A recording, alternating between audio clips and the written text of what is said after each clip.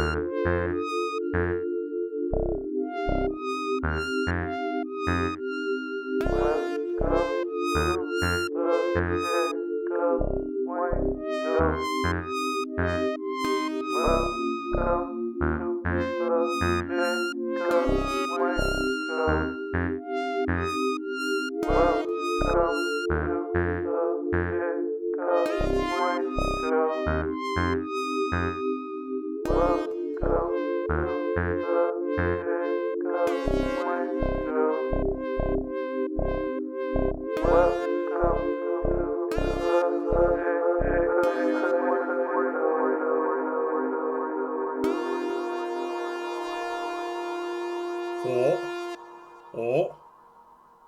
that's right. That's right. Go chicken nuggies. The Nuggets win the NBA championship. All I need now is some chalky milk. They win in 5 games, 4 games to 1. Beat the Miami Heat. Kudos to them for making it. It is an 8th seed. But the Denver Nuggets, after 47 years as an NBA franchise, has their first NBA championship. Now, I'll just say this real quick because I feel like a lot of people that listen to this are not here for sports. I just think it's cool that a team that plays as a team, that are a little humble, Jokic, such an interesting character and all that, pulled this off. And for a small market team. I'm a Jazz fan before I'm a Nuggets fan. I'm a Supersonics fan, who they're not even around right now. Hopefully they bring the team back in the future. But yeah, I'm going to cheer for the Supersonics and the Jazz over the Nuggets. But it's nice to finally have a team in Colorado that I can root for, that I really like. And I think a small market team like the Nuggets winning one only helps out a team like Utah to win one. Seattle already has one, so when they come back, I think that one was in 76 or something. Forgive me if I get the year wrong. But, yeah. It was one of my favorite years watching the NBA. It was nice to have a team I was rooting for actually win the whole thing. Looking forward to seeing the Jazz get better and better. Hopefully they change their uniforms. Because, I mean, look at this. This is sweet. I've always loved this, gradient rainbow thing they got going on for the Nuggies. I mean, they did that before Pride Month. So remember that, too. This isn't all, gimmicky. They've been woke for a while. That kid. So that's enough sports, but Nuggies. That's right. Goddamn right. I'm here to talk about music before we get into the movie section with our boy Dan.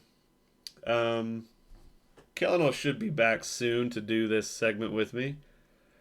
He's been doing a lot of life stuff lately, so he'll let me know when he's ready to get back to it. So, music news, music recommendations. I really kind of don't have a lot because I've been listening to a lot of podcasts talking about the Nuggies.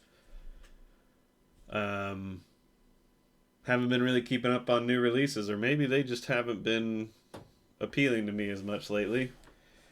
For instance, there was some little EP that just got released by Slipknot called Adderall. I'll give it some kudos for being different than what they normally do, but maybe one of the worst things I've heard them put out at the same time.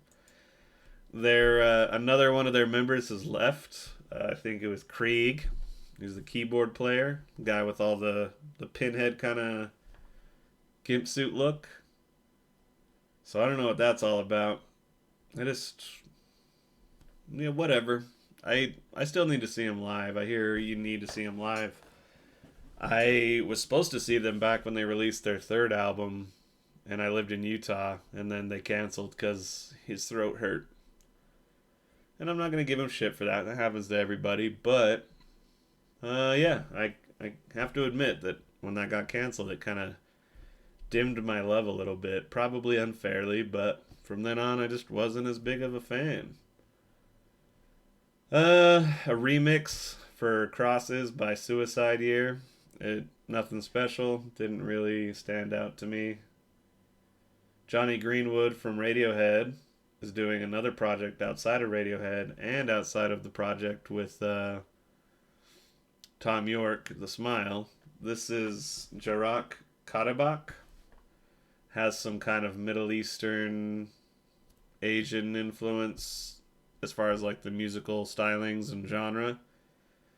I liked it fair enough, but then again, it didn't seem wildly innovative. It just seemed like Johnny Greenwood playing on that type of music, which is totally fine. But yeah, I haven't been back to a second listen yet. Maybe it'll grow on me and I'll start to fall in love with it. Yeah, so as far as that's my Spotify new releases radar, I know I have found other stuff, but I just haven't written it down or paid much attention to it. Let's see here. Sorry for the silence, y'all. Let's take a look at the jump back in. All right, so I did check out some new releases, and I'll just give it a quick shout out. Sarah Kinsley, Ascension, put out a new EP. Doesn't really appeal to me, but I can tell it's well made. It has sort of a Kate Bush thing going on, which makes sense because that's kind of popular these days. And yeah, it's tastefully made. Not really for me, but if you like Kate Bush and that kind of thing, then check it out. That's Sarah Kinsley, Ascension. Then, if you like electronic bleep bloop stuff, there's an album from EPROM, EPROM, one word. And the album is Synthism. Some clever, interesting little bleep bloops going on in this, but also pretty straightforward. Didn't totally grab me, but if you're into that kind of stuff, it might grab you. There's a new album from Ultra Q. My Guardian Angel is the name of the album. Very much not my style of music, but that being said, listening to it, I could tell it was very well made. It's kind of like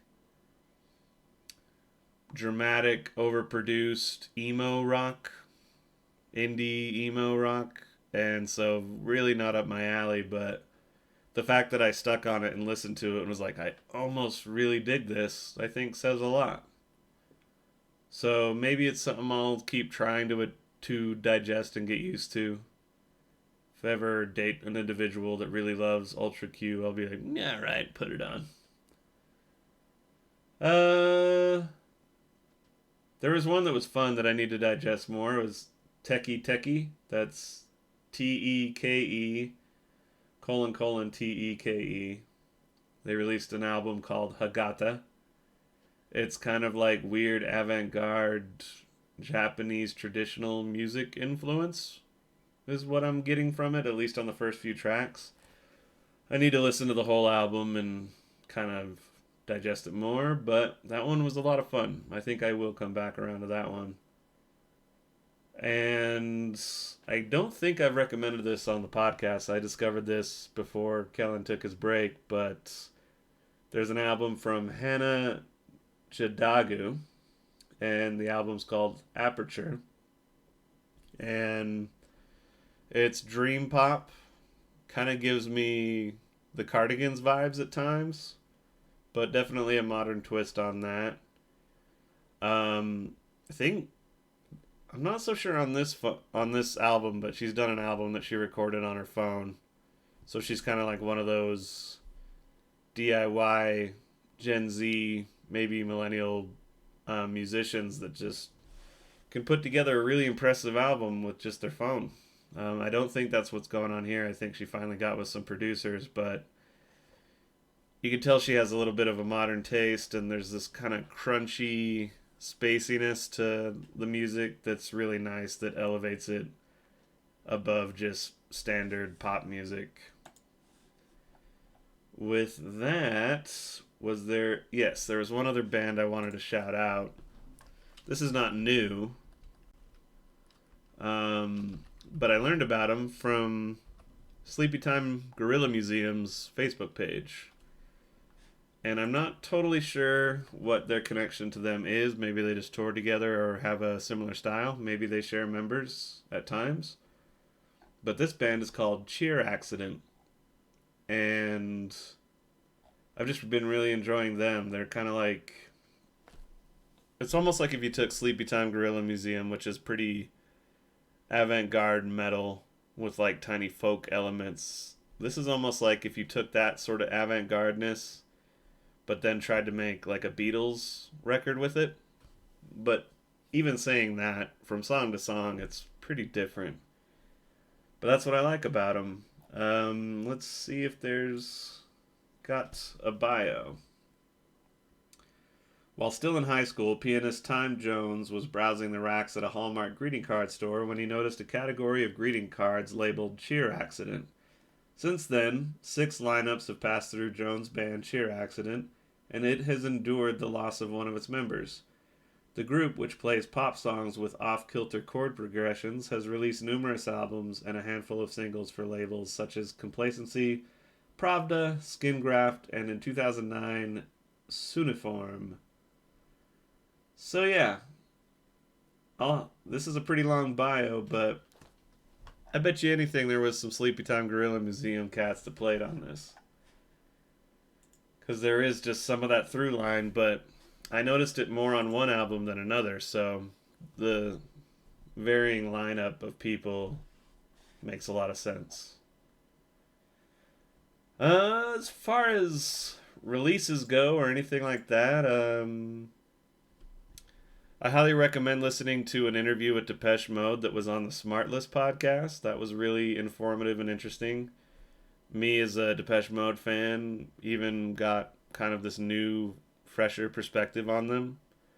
So go check that out. But in that interview, they shouted out another kind of avant-garde 80s musician. So I've been digesting his work, first 3 albums, and that stuff's really good. If you've never listened to I'd say start at the beginning and move forward. There was one other one, and I do need to dive back into it to digest it more. Oh, Fad Gadget.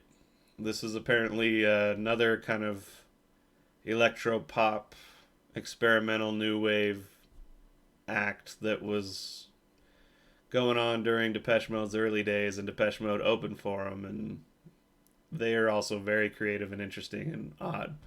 So check out Fad Gadget. I can't really tell you where to start. Maybe do a greatest hits album, but Fad Gadget, if you like Depeche Mode.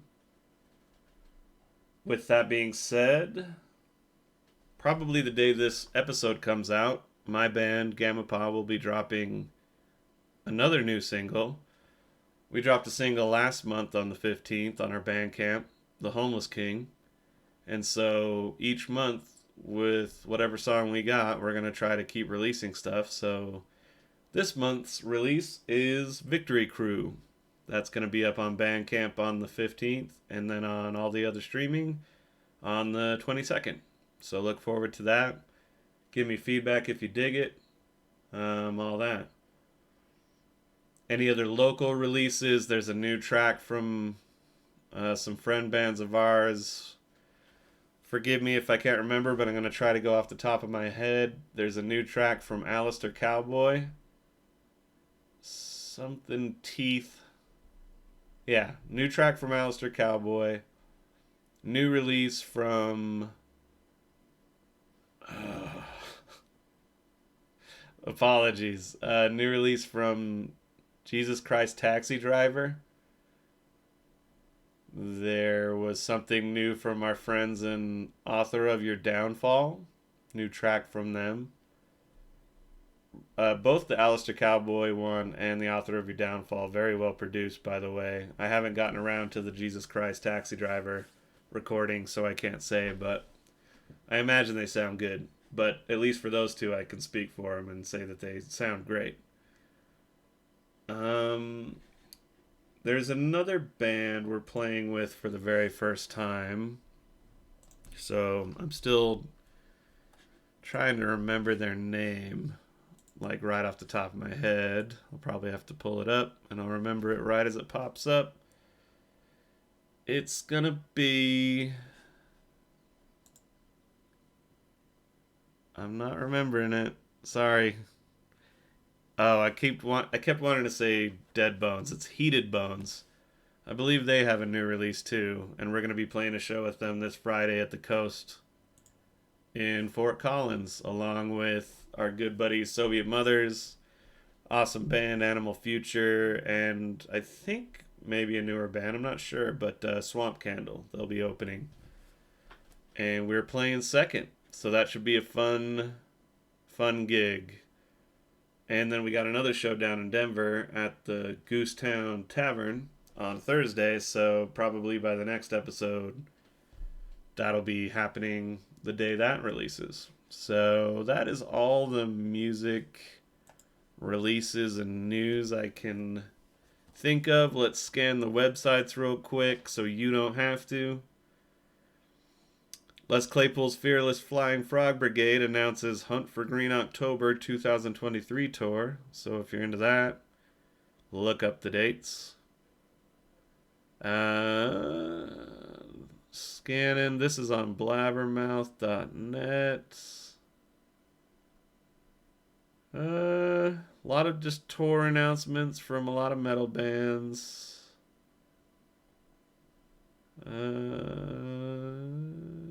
Yeah. I'm not seeing.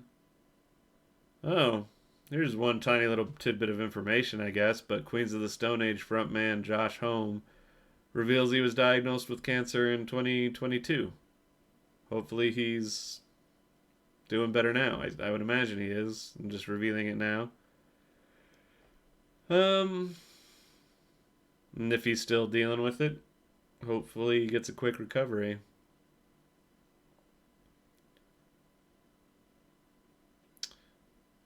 Ginger, a Ukrainian metal band, said that they directed all the negativity from Ukraine's war with Russia into new music, saying that it's it's more aggressive, and they're already pretty aggressive. But hopefully that war ends soon, and they have every right to lighten up and enjoy that stuff. But as of now, totally understand their anger. Fuck Putin. Just FYI.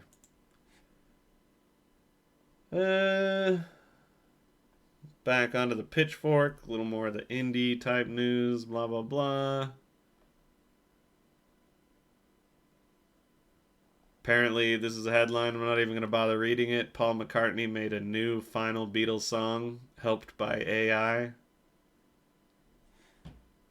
Yeah, I don't think I care. You can look that up if you care. That seems. And it's not even that I'm opposed to the AI music debate and thing and, like AI making a new Nirvana song or whatever. I think it's a silly little gimmick that can be fun. And even if one blew up as like a hit single, I don't think that takes away from human art or human artists or the artists that the AI is mimicking. But at the same time, it's very gimmicky, and Paul McCartney writing a final Beatles song using, I imagine, John Lennon AI, because I think I came across that headline somewhere else. Paul McCartney singing with John Lennon again or something. Yeah, it's just a gimmick. Good for him, trying to stay relevant, I guess. There's another podcast subject. Does Daft Punk's Random Access Memories hold up 10 years later? I don't know. I was actually thinking about a week ago, I need to listen to that album. I know a couple songs that people have played for me, but I've never actually gone through the whole thing, so I think on one of my night walks I'm going to just listen to that. Should be good. Jessie Ware reaches Disco Nirvana on That Feels Good. I need to check in with Jessie Ware again. I did like some of her releases about 5 years ago or something like that. So I need to see if I still dig that stuff. I just hasn't been notified on my Spotify to check her out still. So I got to do that myself. With that being said, I think that is all the music news. We're going to go transition into the movie segment of the podcast. And that's right. Goddamn right. Go Nuggies. And see you over there. Welcome back, Dan. It's time for more movie reviews, and we're going to be trying out a new thing. We're going to actually tell you some movie news that's going on.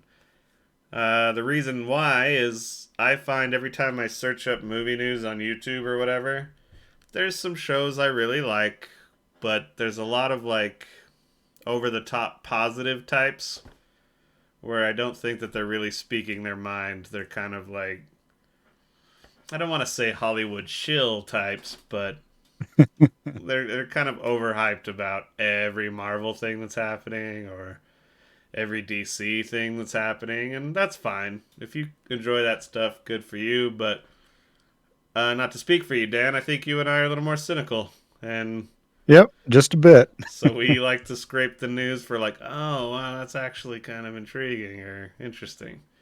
And if we come across a news article where we got an opinion on it, yeah, we'll share it, but we'll try to keep it generally positive. But if we're not really into it or don't really like it, we'll say so. You can come to us for the cynical old uncle take, something like that. But yeah, don't worry, we're not bothered by movies being all woke or like whatever. Like we're fine. But first things first, let's do our usual Letterboxd diary reviews. Last time we left off at Ant-Man and the Wasp. That was one I watched. I don't think you've watched that yet, correct? Nope, I have not. And I will stand by it. I don't think you need to. Like, it's particularly forgettable for MCU. But, I don't know. It might be intriguing to watch purely for Jonathan Majors.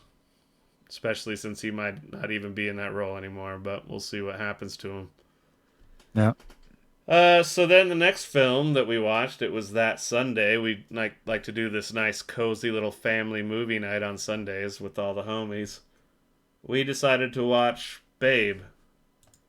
I'll pull that up real quick. If you don't know, I guess there's maybe a fair amount of people listening that might not know what Babe is anymore. It was a huge hit when we were little. Oh, yeah. Babe is a little pig who doesn't quite know his place in the world with a bunch of odd friends like Ferdinand the duck, who thinks he's a rooster, and Fly the dog who he calls mom. Babe realizes that he has the makings to become the greatest sheep pig of all time, and Farmer Hoggett knows it. With the help of the sheepdogs, Babe learns that a pig can be anything that he wants to be. Wow, what a beautiful write-up and description of the plot. Came out in 1995, and I was thinking it was directed by George Miller, but he simply produced it. I guess it's directed by Chris Noonan, who I just did a quick look at his other movies. I don't think I've seen anything else from him. Yep. So I gave it 5 stars out of 5, and I like it. It's a classic, especially for a G-rated movie. Yeah. What are your thoughts? It was nominated. It was great. Just a little background on it too. It was nominated for Best Picture that year. Didn't win, but it did win the Oscar for Best Effects and Visual Effects, thanks to Jim Henson's Creature Shop. Yeah, a lot of it does hold up pretty good. Yeah, it's pretty good. I mean, when you use mostly practical stuff, it holds up better to time for sure. Mm-hmm. Yeah, I'll say it again, for a G-rated movie, it holds up really well, and for a cynical old man like me, it's like, yeah, it's still quite charming and humorous. Yeah. Fun for the whole family. Sure. I mean, I don't know. Do you feel like it has like a don't eat animals message? Do you feel like it's that heavy-handed? I don't think it's not. Really. I mean, it has like undertones of like, hey, humans eat different animals, and that's I don't know. There's undertones of it, but it's not like don't eat meat or you're an animal. Sure. who's the farmer? What's that actor's name? Here I got it. Oh, James Cromwell. James Cromwell. Like, didn't he? He's a pretty avid animal rights guy. Like, Yes. somebody was Yeah. telling us about. Maybe that was you. Even like he glued his hand to like a table in Yeah. Yeah. protest of like I don't even know, but so that did pop Yeah. up into He's mind when we watched it. he's an animal rights activist. Hmm. But yeah, another funny thing. Hugo Weaving is the voice of like the main sheepdog in this, and Rex. yeah, Rex. And it was I Yeah. had to look it up because I was like, I know that voice. Who is that? Yeah. Turns out the main sheepdog is Elrond, Yeah. and Agent Smith. Agent Smith. Me. That is what was funny. Yeah. I think that was the most surprising thing about this watch through is it had been so long since I'd seen it. So I think quite literally since the last time I was watching this movie, I had seen Matrix and Lord of the Rings a bunch of times and V for Vendetta. So yeah, it was weird Yeah. to come back to it and be like, "Holy shit! What? Why is his voice so like distinct to me?" And then you're like, "Oh, okay." But yeah, he is incredibly intense in that role. Um, Beyond that, score is really great. The music's wonderful. Oh yeah. The sets Um, are all very, very good. yeah, filmed in Australia. We looked that up during the viewing, and I read a little bit more about it afterwards. But yeah, really beautiful spot. Like we looked up a map of like temperate rainforest. When we look at the map of the entire world, there's not a ton of regions on the planet that are like that. Yeah. And it's just this little like sliver in Australia. But that was interesting. Beyond that, I suppose we can move on to the next movie. Before we do, what's your star rating? Oh, five. Five out of Yeah, five. Great uh, movie. It's a yeah, classic. There's a little bit of, nostalgia, rose-colored glasses and that, but who cares? 5 out of 5. that's what we do here on this podcast. We're not hyper analytical to like get the specific star rating. It's like, nah, it's 5 stars for me, and that's totally fine. We then had another silly movie night. I think, yeah, I guess we. Okay, yeah, we did one of our Stephen King movies and then had a break and got all the way to Thursday. We watched another DCOM. This is Hmm. the attachment to Horse Sense. The little snotty kid in that is turned up into a really snotty teenager, but now he's blind. Jace Newfield has a problem. Besides being blind and being the new kid at school, his problem is that the kids at his new school thinks he's a jerk. Jace has to find a way to be accepted into his new school. Joining the wrestling team just might work. Um, yeah, he moves to Utah, which was a nice little treat for us. It's like, oh, hey, Utah. Yeah. Um, I gave it 2 stars out of 5, and I liked it though. It was funny. Like I had a way more of a fun time making fun of this piece of shit than Horse Sense. How Yeah. about you? Yeah, for sure. For that vein of movie, for like just, random decom, Yeah, it's decent. Like, I I don't think have anything terrible to say about it. I think it's worth pointing out that so our buddy Neil enjoys these quite a bit, and so he initially turned me on to like watching some of these. There's another podcast he's mentioned where I think they watch every single decom, and good for them. I'm glad somebody does it so I don't have to. But Yep. Neil brings me the ones that are particularly like funny or that seems like they had a good time watching it, and this is still I don't know. We had a really good time making fun of it, but Yeah. Wendy Wu and Luck of the Irish are just even more silly, so it pushes it over the top. Um, but this was pretty fun to have that kind of a night with it. But yeah, to point it out is I like ripping apart shitty movies, and then Hmm. Neil kind of likes them, and you have a little less patience for it. I A little inaccurate. bit less. Yeah.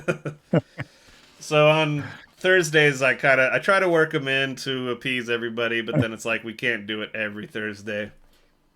Yep. Um, Notable things in this.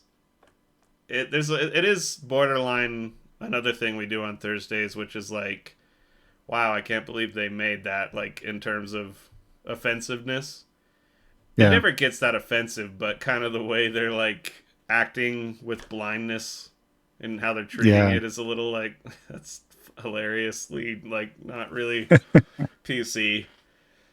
Yeah. The Wayne Brady music teacher, blind guy. That's just Yeah, like, oh, you're gonna do a blind black man that plays music? Is that what you're yeah, doing? Stevie Wonder a little bit. That was what was funny though a little bit though is Little on the like nose. so they got the blind kid and then blind Wayne Brady and they're like talking shit back and forth. It's like two blind people like in a burn rap battle. Hmm. It was kind of funny. Uh, yeah, we also found out our good friend like wrestled, and it took watching this movie for him to reveal that to us. So that was kind of interesting. I was like, "Wow, wait a minute, you wrestled?" He's like, "Yeah, I have some medals. I don't like to talk about it." It's just like, oh, holy shit! So that kind of we have a fun little thing, especially with silly movies like this, where it's like, well, if all of us here had to play a role in the movie, who would you play? And so clearly our buddy, I'm leaving him nameless just because I don't know if he wants this information out there, but yeah, he became the main character.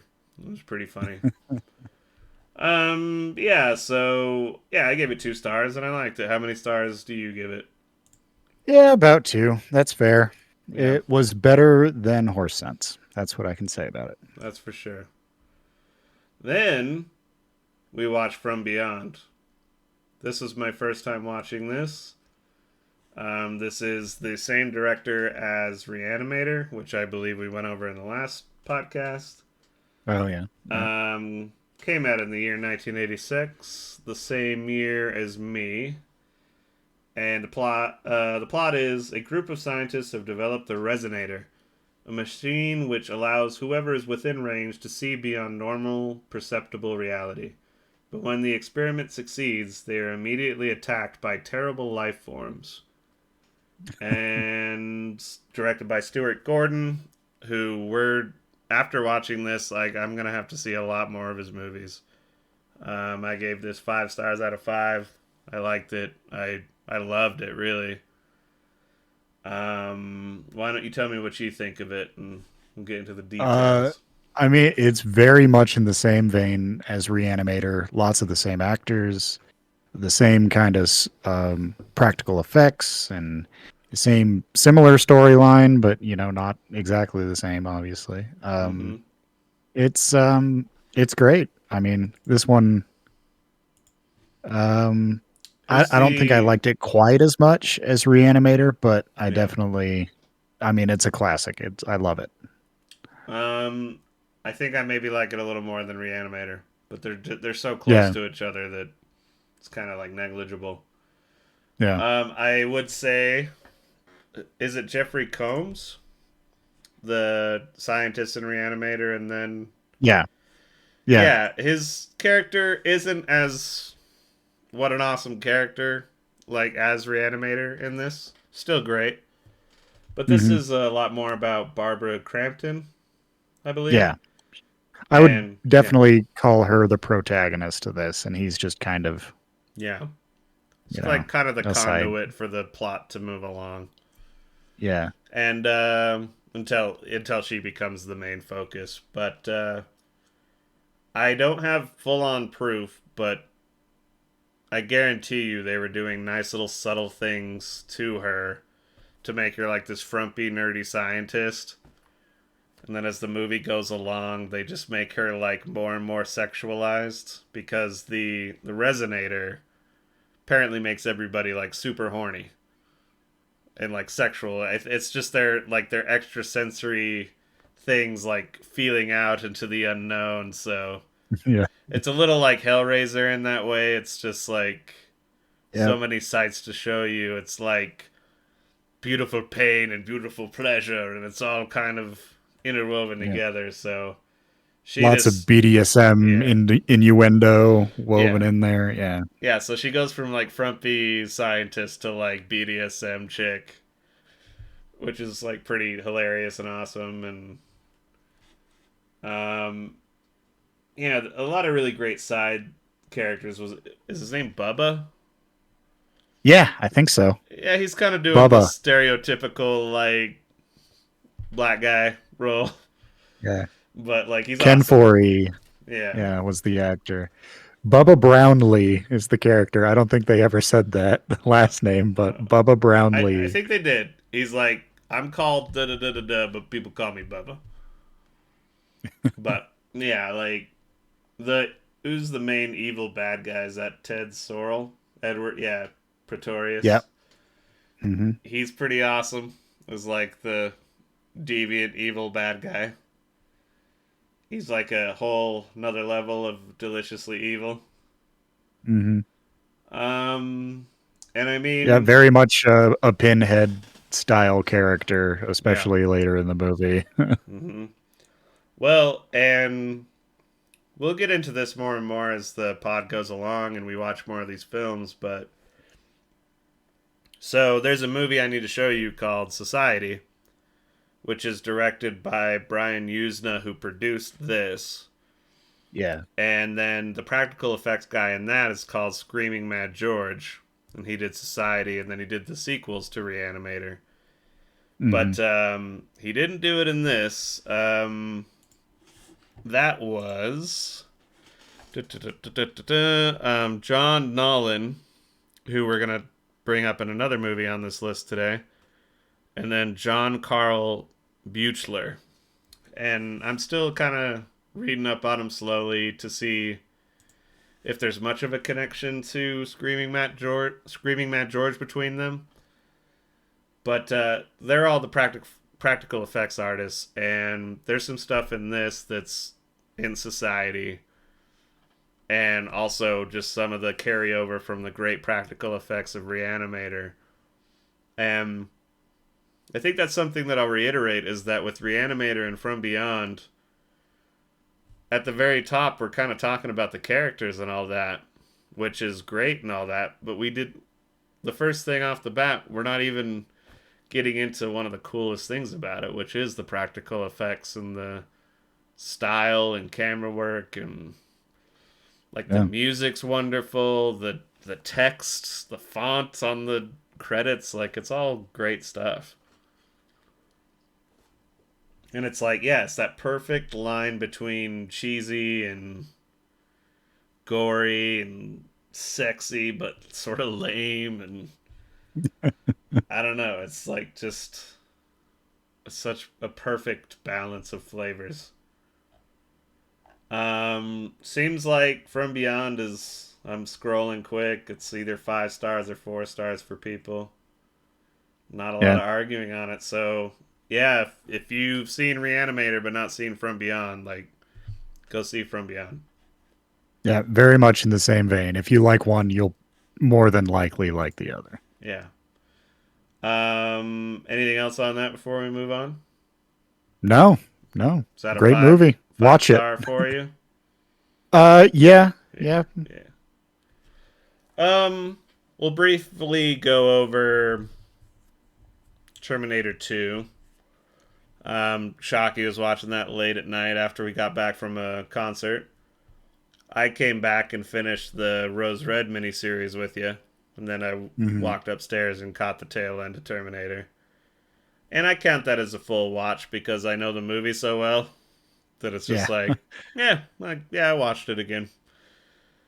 And I guess what's funny though, over time I've taken a star off of Terminator 2. For what? It's kind of fucking cheesy. That's true. I think Terminator is 5 stars. And then as I've revisited Terminator 2, it's amazing, but there's just something about it that's like it's slightly lost its appeal. It's still an awesome movie. Don't get me wrong. Hmm. But it's like I don't know what it is. I don't know if it's like how quippy everybody gets or like what, but maybe I've just seen it too many times now. Um, Yeah, I mean that's definitely a possibility.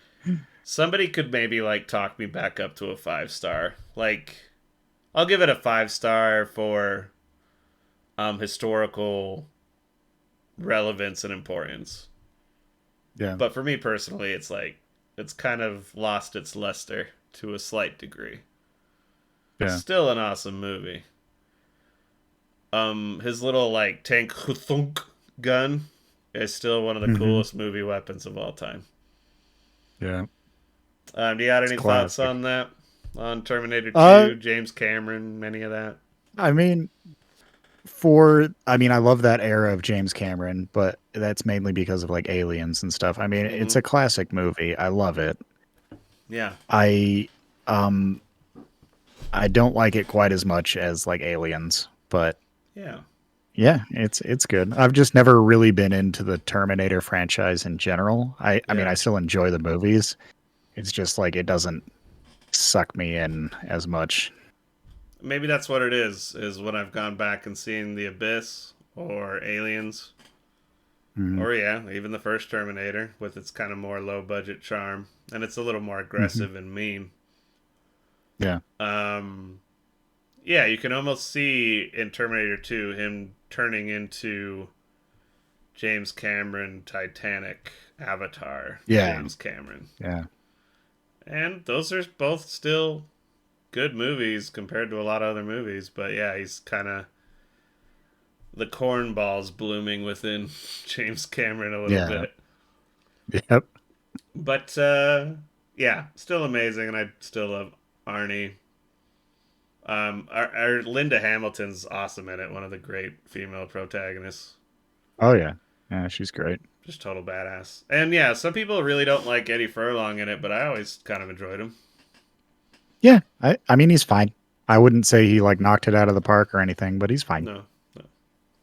But the best friend of Eddie Furlong in Terminator 2 is also in the next movie we watched, Honey, I Shrunk the Kids, which also had special effects from John Nolan, the guy that was in From Beyond special effects. Yeah. And one of the writers, I believe, on Honey, I Shrunk the Kids was Brian Usna, who is the producer for From Beyond and director of Society. So, kind of fun little Makes me connection there. wonder how they got a job with Disney after that. Like, I feel like it's just like they probably had such a well known creature effects, special effects, practical effects house that it's just who you went to. yeah. And then it's like, yeah, like, wasn't it Lucasfilm that developed a lot of the CGI that ended up being in Terminator 2 and in Jurassic Park? I believe so, yeah. I So know I Jurassic Park is heavily tied to Lucasfilm Studios, but yeah. so yeah, I'm there's a lot there to like learn about and uncover, but yeah, I wonder if these guys or their associations were, and then also like Phil Tippett's. I wonder how much they relate to him. That's the guy that did Mad God and the special effects, the some of the practical effects for Jurassic Park and um, uh, RoboCop and things like that. Hmm. Um, and then yeah, that the whole other question, like Tool's guitar player that did a little bit of special effects work on Terminator and Jurassic Park. Like there's there's that key era of like about not the 89 to 93 where it starts to shift over into that CGI era, and I wonder if like Yeah. maybe Lucasfilm was like, we're gonna really concentrate on the CGI, and then these guys are like, nah, we're like old school purists or whatever, and then that takes off, and I don't know. I would love to know the history. If there's a good documentary about it, and you're listening to this, you should write us at the Jacob Wayne Show at gmail.com and let us know what to watch because I would like to know. Because some of these guys, like director of From Beyond, Stuart Gordon. Still memorizing names, so apologize if I got it wrong. But some of these guys are passing away, and that whole era is like. I really hope that they had good, strong proteges and people that are continuing the work. Yeah. Yeah. But yeah, Honey, I Shrunk the Kids. I give it a 5 out of 5 for what it is. It's a classic kids Oh yeah. movie. I loved all the effects. They still hold up in their own way. Yeah. Um, I mean, obviously dated, but just still pretty cool. And Rick Moranis, you gotta love him. Oh, he's so great. I think the kids don't annoy me. Like they Yeah. have annoying elements that kids have. It's just inherent. But like their little quippy back and forth with each other and just talking shit, like kind of like it. It's like, yeah, these are likable kids, and the parents kind of talking shit back and forth. Yeah, it's hard to get a movie with this many child actors. Like, I mean, they're most of the cast. Yeah, It's hard to make that a good movie. yeah. And they did it somehow. I mean, I don't think any of the kids did an outstanding job or anything, but it was fine. Like there wasn't anything that took me out of it or annoyed me or, you know. I think they all did a good job. Yeah. Nothing outstanding, but they all ended up being pretty likable. Yeah. Um, this is It's not directed. like one of those it's not like one of those child actors that you just like want to strangle halfway through the movie where it's just like, "Oh, shut up." Yeah, I like the don't know. Shining miniseries. Yeah. And I was trying to think of ways of like how can the hotel win this time. I really like this director. He's kind of underrated to me. Um, he did October Sky, The Rocketeer, Captain Yeah. America: The First Avenger, one of my favorite MCU movies actually. Jumanji. Unfortunately, he did Jurassic Park 3. I never saw The Wolf Man. I didn't either. I wonder if that is Maybe we should check actually that one out. yeah. I'm The not Doggo yeah. was all right. I saw that one. I'm a sucker for werewolf movies. I Yeah. like them. Uh, but I mean, yeah, Honey, I Shrunk the Kids. What else is there really to say about it? The music's incredible. I love the music. Oh yeah. Beyond that, this is a movie a lot of people know. I mean, kind of is what it is on the surface. I get, yeah. Dad's a scientist, has a shrinking ray, accidentally shrinks the kids, and shoots them into the backyard. And they have to survive in the backyard for a day or two. Um, yeah, This is the kind of like the Disney movies that I was like, yeah, these are classics and I like them, and Hmm. they beat the fuck out of the DComs. Even though this probably, in its own way, maybe formulated as a DCom, it was just done much better Yeah. than most. I mean, this Yeah. era actually has some bangers, like Cool Runnings and stuff. They Oh they yeah. were doing pretty good movies for a little while there, and then I don't know. I guess Heavyweights. they, yeah, I love but maybe they heavyweights. just. Oh, I love that movie too. It's just maybe they tried to go cheaper eventually, or I don't know. I feel like I have a vague memory of watching some kind of documentary with Neil about it, but I really couldn't recall the details. Yeah, I give this movie 5 out of 5. You give it 5 out of 5, or Oh yeah, yeah, yeah. absolutely. All right, let's hit up this last one, and that is Renfield. This is a new one, came out this Yeah, we year. watched this last night. Yeah, and having grown sick and tired of his centuries as Dracula's lackey, Renfield finds a new lease on life and maybe even redemption when he falls for the feisty, perennially angry traffic cop Rebecca Quincy. Played by Aquafina, Renfield's Hmm. played by Nicholas Holt, and Dracula is Nicolas Cage. So there you go. Right at the end, you know why we watched this. That's directed by Chris McKay, who also did the Tomorrow War, which is stupid as fuck. But he also did the Lego movie, which I hear people really like, but I've never seen it. Yeah, I've never seen that one either. And then some other animated-y type stuff. But I gave this 3.5 stars, and I liked it. Yeah, I'd say Yeah. that's fair. Why don't you go? Tell me your thoughts on it. I thought it was. I mean, I was expecting a very different movie going in, even just from like watching the trailers. I guess I didn't really anticipate it being such of a. They almost went like an anti-hero, like superhero style movie Yeah. with it. Uh, kind of like, yeah, we were even mentioning like in the same vein as like Kick Ass. Mm-hmm. Yeah, it's And kick ass. The buddy comedy elements of like Rush Hour a little bit. yeah, a little bit there. Um, oh, the humor is a little Zombieland. Yeah, I never liked Zombieland. That's one I feel like I maybe need to give another shot because I had major zombie fatigue at the time, and yeah, I then think everybody did. That era everybody is, was like, yeah. it's the funniest thing ever. Like how much he loves Twinkies, and I was just like, shut up. Like I think maybe I'd be a lot more forgiving of it now, Yeah. but it was just like silly meandering. Like there's a line in this movie which is reflective of the humor of it. Is like something crazy, wild, violent happens.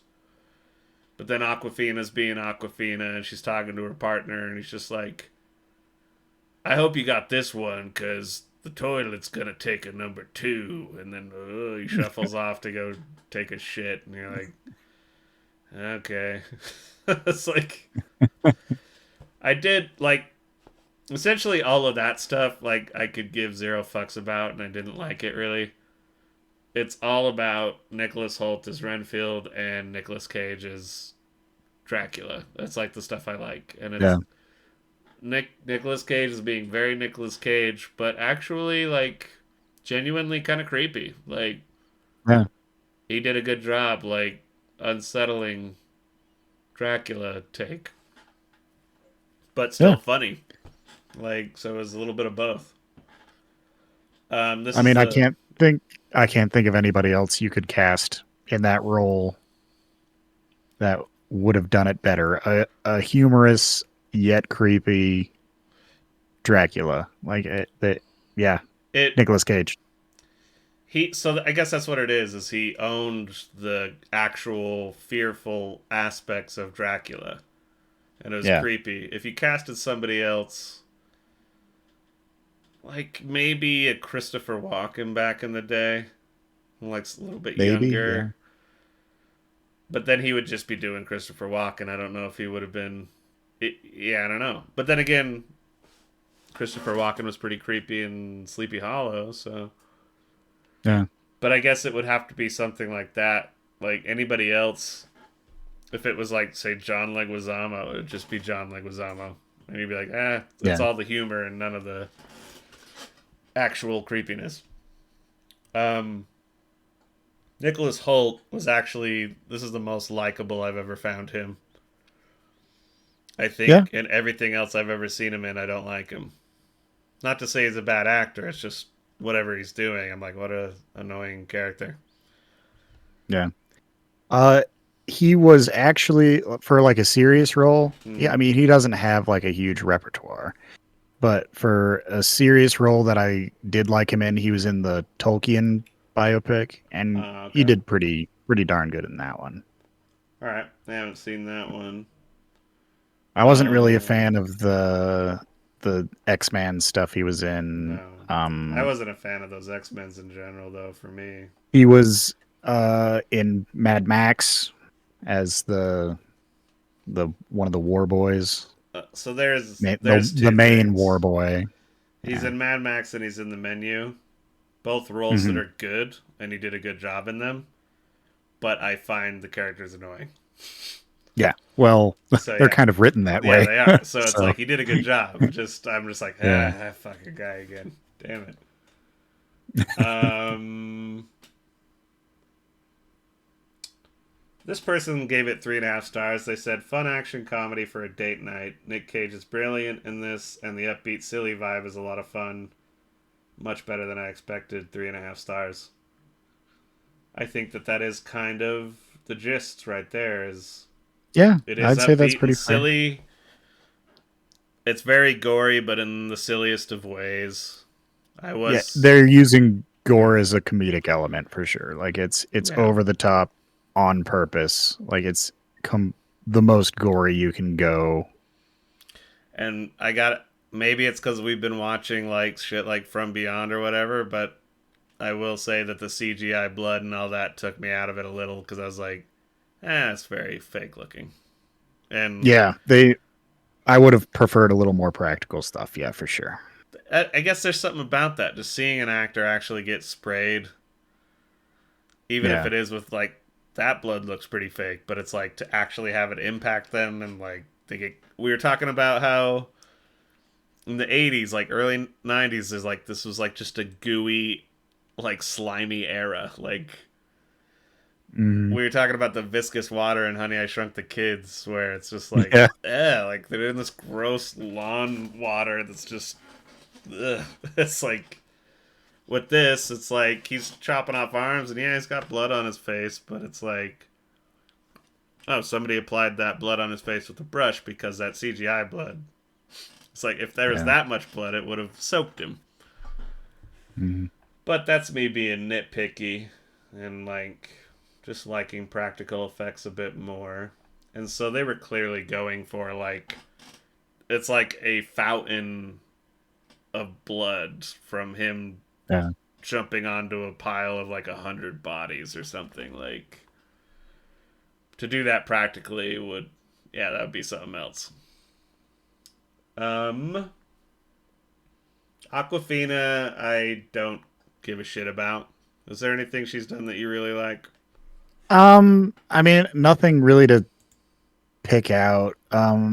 I kind of like her shtick. I don't, like it's not like I would go see a movie because she's in it, but I really don't mind it. I find her funny.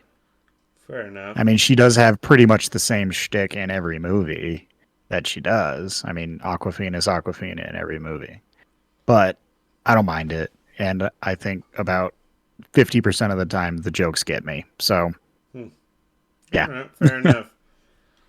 I think I've so this is like the third thing I've seen her in.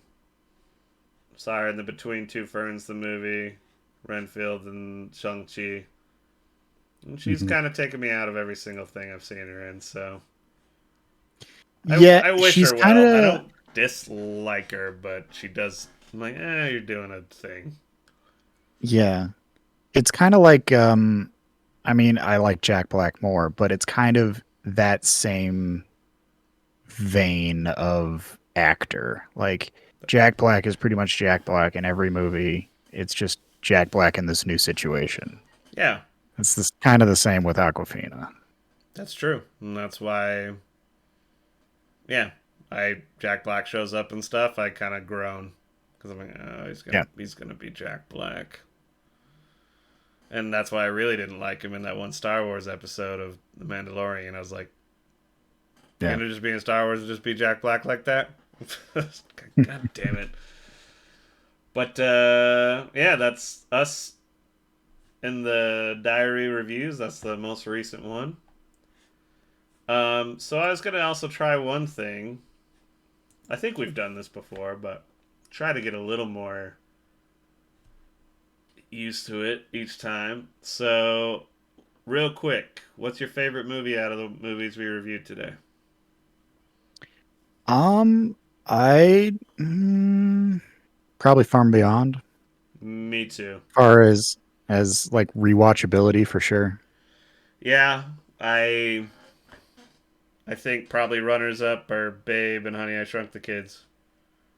Yeah. And then yeah, From Beyond was my favorite. Who is your favorite character in all these movies? Hmm. That one's a little harder. I thought about that the other day. I was like, ooh, that's kind of a fun one. I'm gonna actually give it to Nicolas Cage for Dracula. I mean, that's pretty fair. Yeah.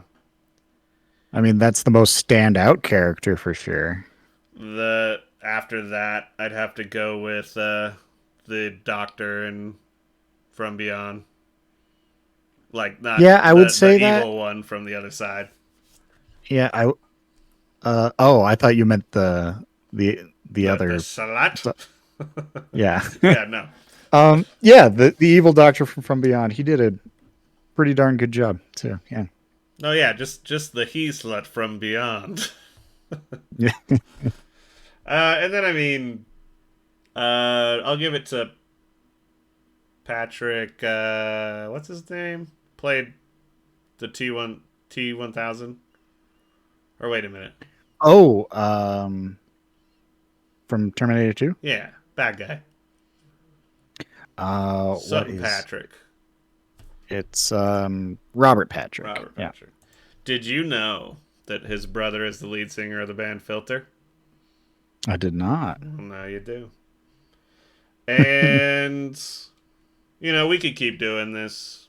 For my own personal taste, we'll just do two more. Which one do you think was the best directed movie? I might Best have, yeah, directed. I might have to give it to Babe for everything going on in that. Yeah. I mean, I'd agree with that too. Probably the most difficult to direct was probably From Beyond, I think. With all Well, of I'm I also don't kind of know. brushing over Terminator 2. Maybe I'll give it to that. That's true. Um, I'd still say Babe is maybe a little better directed than Terminator 2. Yeah, Maybe it's that's a hot take, but I don't know. It is interesting. You start getting into the stuff going on and From Beyond. they're Even Honey, I Shrunk the they're very Kids a little different. bit. And You're like, yeah. there's a lot going on in those. And then best score. What had the best music? Oh, probably Honey, I Shrunk the Kids. Let me think Either about it. that. Terminator has some pretty good music too, though. Terminator's pretty fucking iconic. You can And Babe still, has a nice, yeah. has a fitting score. Like the score isn't distracting in any way. It fits the movie perfectly. Babe. All right, Terminator But I'd probably 2 wins for me only because I still to this day, like I don't know if this will come through on the mic, but if I knock on somebody's door, it's yeah, yeah. yeah, I do that, and it's like, oh, in my first band, Nadia Pero, we even did that. We did Cosmo Canyon from Final Fantasy VII into Terminator Hmm. 2. It's a pretty That's pretty sweet cool. mix. Yeah, it works. Yeah. So with that, let's do some quick movie news. This will be super quick this time because that lasted a little longer than I thought it would. Um, Headliner is Fede Alvarez's Alien movie sets release date. Have you heard about this? I haven't actually. It'll be the first movie in the franchise since 2017's Alien Covenant. After a couple of quiet and uncertain years for the Alien franchise following the disappointing critical and commercial reception of Alien Covenant and Disney's Fox acquisition, fans of the series will finally be able to mark their calendars with a date to return to the franchise as Fede Alvarez's Alien movie gets an August 16th, 2024 release date. Do you know when in the timeline it's supposed to be? The film hasn't been officially titled. However, it did show up in a production listing posted by the Film and Television Industry Alliance as Alien Romulus. This could be a working Hmm. title. While details regarding the plot of the film are sparse, a synopsis for the film via 20th Century Studios reads: in this ninth entry in the immensely popular and enduring film series, a group of young people on a distant world find themselves in a confrontation with the most terrifying life form in the universe. So that's pretty Hmm. vague. Yeah, it is. I hope that they're gonna slot it into the existing. series Yeah, somewhere, there's no rather than Sigourney. being like, "Oh, we're gonna reboot." You better not reboot Alien. Yeah, it's not. There's no Sigourney Weaver in it. You know, and I know that people don't love them, and I'd say that they're definitely flawed, but I want them to wrap up that prequel trilogy. Yeah, I would love to see put a nice bow on it. Yeah, what is the whole fucking engineer, all this stuff, like all that shit. And then I grew up with the Alien versus Predator thing actually being a legitimate thing in like comics Yeah, and books. The movies are terrible. One reason being is that they go back to present day Earth and yeah, come to Earth. You're like, no, no, no, it's out in space. It's space marines and aliens, and then there's the Predator homeworld, and then they're confronting each other as they're in space. And I always thought, like, okay, like integrate engineers, and it's essentially like StarCraft. yeah. And I don't know. I was always bummed they never pursued that. And you could come up with other alien species like as things go along, but oh well. I love aliens, and I borderline love Predator. Yeah. And I don't know. I liked Prometheus a lot. And then Alien Covenant had some really cool stuff, but it did start to like it listened too much to the critics of Prometheus and then became Yeah. kind of a generic slasher movie kind of thing. My favorite line from Alien Covenant though is like when one of the names is David and then the other one is like Gary or something, I can't remember. But it's like you put your fingers on the holes and I'll do the fingering. I was like, oh. Let's see here. Bunch of Transformers, blah blah blah. Who gives a shit? Who cares? Yeah. Man, I'm not gonna talk too much shit on this site I go to for news, so I won't even say who they are. But they have really turned into a bunch of think pieces. There's one that's like 2005's House of Wax introduced us to classic horror while ushering in a new era. Did it?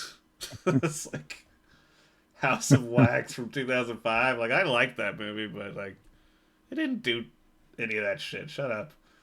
I mean, it's based on a much earlier horror movie Yeah. anyway. It's a remake. Yeah, it Why? was popular for putting an arrow through Paris Hilton's head. It's like that's why we all went to see it. And then yeah, like horror was a little bit sparse around then. You kind of would get what you could get. Um, does the Flash have end credits? Like, who gives a shit? Let's go see it and find out.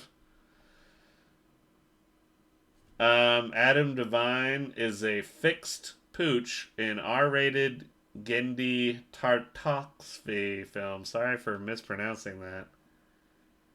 Tartakovsky. Gendy Tartakovsky. Never heard of that, but I do like Adam Devine. He's funny in Righteous Gemstones.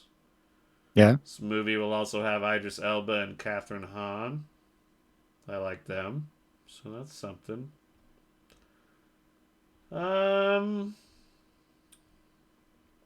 yeah, I'm not really seeing much else. It's all. Oh, okay. We'll end with this. Um, so Cormac McCarthy passed away today. I Oh guess. yeah, yep. I did hear that. Did you I mean, he ever? was 89, but Sure. it's Still, still sad yeah. to see him go, I guess. So I'll take a sip of my tea here. Cheers. Rest in peace. I've never read any of his books though. I've only seen the movie No Country for Old Men, and I like that movie a lot. Have Have you you? Yeah, seen The Road? I never did. That's yeah. Everybody talked about Um how miserable it is, so it's one of well, those yeah, movies where it's I'm like, I'll watch it eventually, but when everybody's saying it's depressing and miserable, and I like, ugh. I was like, it's kind of like Schindler's List. Obviously, more fantastical than that. But it's like Yeah. I have to see this, but it's such a bummer that I don't know when. Feels like almost like a Sunday afternoon watch. Yeah. Then you have to take a shower afterwards or something. I don't even know. Yeah. Have a long cigarette after. Yeah, staring into the middle distance in the backyard. Hopefully it's raining. But yeah, I've never seen any other adaptations, or I don't know what book to read of his. People recommend, yeah, The Road or No Country for Old Men. But I'll mention this article just saying that apparently Hollywood keeps trying and failing to adapt Cormac McCarthy's unfilmable novel. And I was curious if you knew anything about it. But for 40 years, Hollywood has tried and failed to bring Cormac McCarthy's masterpiece to the big screen, and that's Blood Meridian. I've heard of scripts floating around for Blood Meridian and it just never being made. Like I've heard it is a movie that has been tried, in Yeah. pre-production several times and it never did anything. Yeah. Kind of like Dune. Sure. Dune has been in pre-production so many times and only been successfully filmed twice. Yeah. There's Stephen King's It And is another one.